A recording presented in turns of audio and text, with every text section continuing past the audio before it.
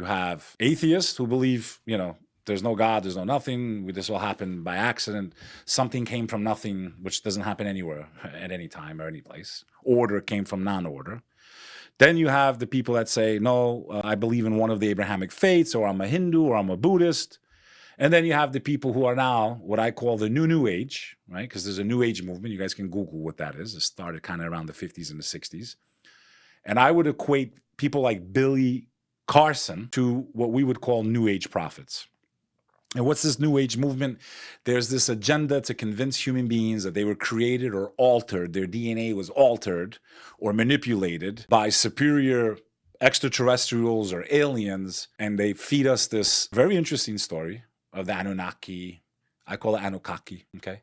This very interesting story mixing truth with falsehood, pulled from many of the major religions and ancient civilizations and history and tablets and pyramids and all of that. So in this episode that we're doing together, I kind of want to talk about what I believe is nothing less than demonic deception, okay? The demonic realm, which lives parallel in this world. They're on this earth. They've been here before us.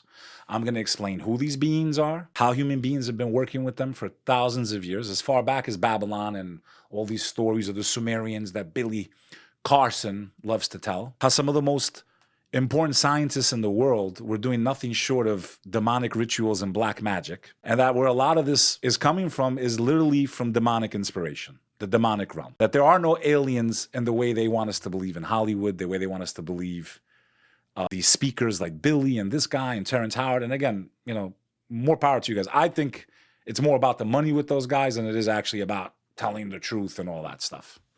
So if you're into the whole alien discussion and you're into, theology and demons, I'm going to give you my perspective on what I think's been going on and what's happening and what might happen soon. First, I want to start by stating I don't claim to be the wisest scholar in the world and I'm only right. Anyone that acts like that is not a true scholar. We can always learn more. The wisest one is the one that says they know nothing, and I want to see what I can learn or what I can read or study. Anyone that thinks they know everything, I would say that's a red flag in my opinion. In any event, it doesn't mean you don't have experts in certain fields.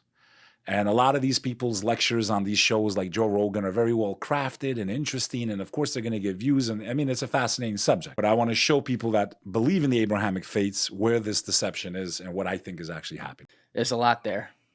Go ahead. We're going to get to everything in your list right there. I want to accomplish that today. Let's start with the deception, because I think part of it is we're looking at it from the lens of there's been a lot of talk over the last year and a half, 2 years, in particularly about aliens and UFOs. It really blew the fuck up online. You have a lot of speakers coming out, and even from the government, ex-government people coming out and talking about Stephen Greer, Terrence Howard, right? Famous actor.